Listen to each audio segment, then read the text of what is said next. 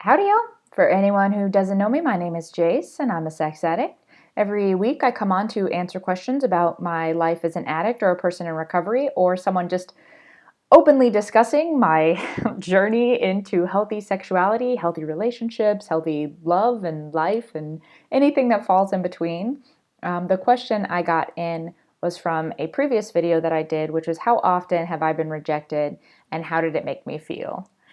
And that caused first some reflection that was not super pleasant. But I've been rejected so many times I couldn't count them. Now, with regard to where I'm at now, which is moving into an attempt at dating in a healthy way, um, I haven't gone on any dates or anything, but an attempt at attempting to date, I guess is a way to put it. I've not had too many interactions yet. I've really had maybe two, and I got rejected on both of them. And that, to be honest, these newer ones weren't that bad because I didn't have my self-worth tied up in what this other person thought of me or how they responded to me. It was just kind of like, oh, this person seems attractive, or we've had a fun conversation, whatever it might be. I'll put it out there, see if there's any interest. There's not, okay, not a big deal. Not everybody's going to like me. I get that. Everybody's got a different flavor, and that's not always going to be me. So that's okay. I call it my black slacks theory.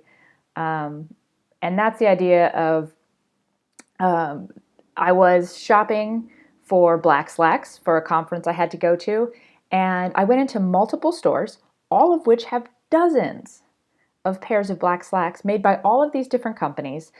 Some companies making multiple different kinds, and it's like, how many different black slacks do we really need to choose from? But the reality was, when I got to the conference, I looked around at all of the other women in the room, and every single woman was wearing a different type of black slacks. Why?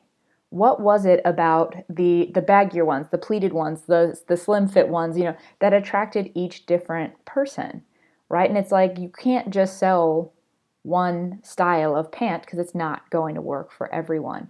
And there's going to be something about each pair of black slacks or each person that attracts someone else, right? And so now when I'm out there, I'm looking around, or people are looking at me or whatever, it's like black slacks. I have girlfriends who are interested in one type of guy that I'm like, man, I do not understand that at all. And then with, me, I kind of like have a little bit of a nerdier style and stuff. They're like, girl, what are you looking at? So it's my black slacks theory that there is a different style for everyone out there, and we're all interested in different things. So we're all out there looking for different black slacks. So if I'm not somebody's pair of black slacks, then that's totally fine. But in the past, when I would be rejected, it really went so much deeper because my self-worth was wrapped up in being accepted by somebody else. And so when that rejection would come in, especially when there was a sexual component to it, which, come on, I'm a sex addict, there usually was, it was like they were rejecting my skin, my soul, like everything, that I was unworthy. I was, a disgusting creature. And it was really, really difficult to deal with. One instance I thought of, which you think this would have been the last straw, but it wasn't. It wasn't. I had been dating a guy for a while, and we split up, and we were kind of in a, maybe we were going to get back together, maybe we're not, but we weren't at the time. But we were still talking, and we had been talking, and he was saying how he had this really terrible week, and just everything was going wrong, just a really tough time. And so I was like, well, and I think he had also hurt like his knee or his back or something, so he wasn't super mobile. Um, so I was like, well, what would make you feel better? What would make your week better?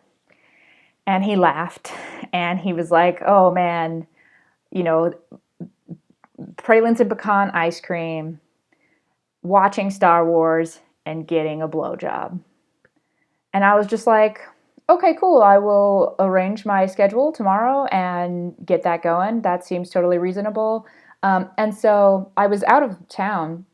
So I got in at like 11:30 at night or something, went to the grocery store, got groceries to make him food also because he was, not feeling well. And so I'm like, okay, I'll make like a few meals. I'll get that pralines and pecan ice cream. And I like rearranged my whole day the next day in order to go facilitate ice cream, Star Wars, and a blowjob. And I was up really late cooking so I could bring that the next day. And he totally blew me off to go do something else with someone else. And just like, I'm good. Never mind. Bye. So like, oh my God, it was humiliating. Like, who turns down ice cream, Star Wars, and oral sex? Like, I would pay good money for that right now. Not really, but I think you know what I mean. Like, dang, that sounds really awesome. And who turns that down just to go do something like super mediocre that he could do anytime? That was humiliating. Like, how terrible must I be if someone's going to reject that scenario? Oh my God, I was so embarrassed. I was so embarrassed to have offered it. I was so embarrassed. Then I had like a fridge full of food that I had made this man. I had a whole half-gallon of Bluebell pralines and pecan ice cream that you better believe I ate. Sure did. God.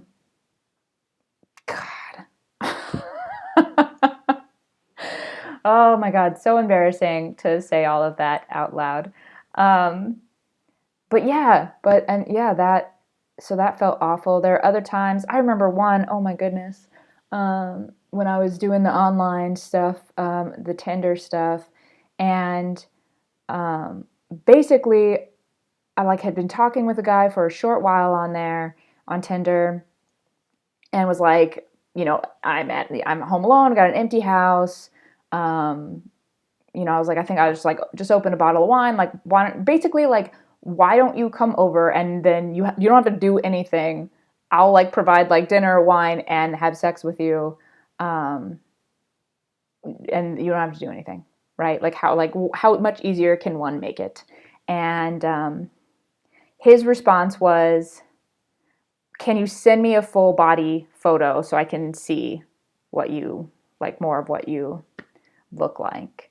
And apparently, I was too fat to have him come over to my house for me to cook for him, feed him, give him wine, and have sex with him. I was too heavy for that.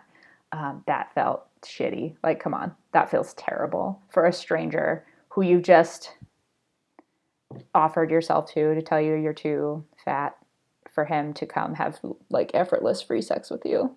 That was not great. Also, why was I inviting strange men over to my home to have sex with me when I don't know them at all? Like, talk about a precarious situation. So maybe it was a good thing I was too fat. I don't know. I have countless stories like that of putting myself out there, being rejected, especially with regard to being sexual. And honestly, like,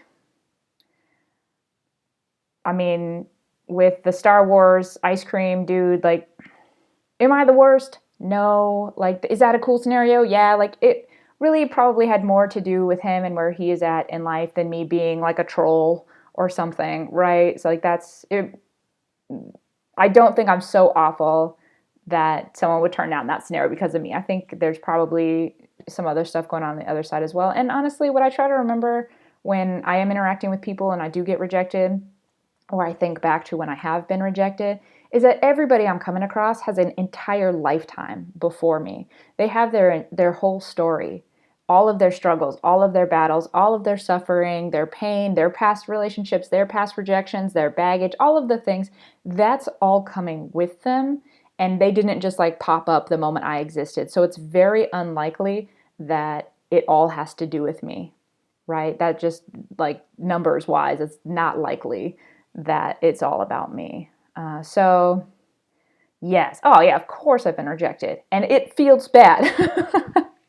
It's not like, hooray, that person doesn't want me, moving on. It's gotten easier now, but it never feels good.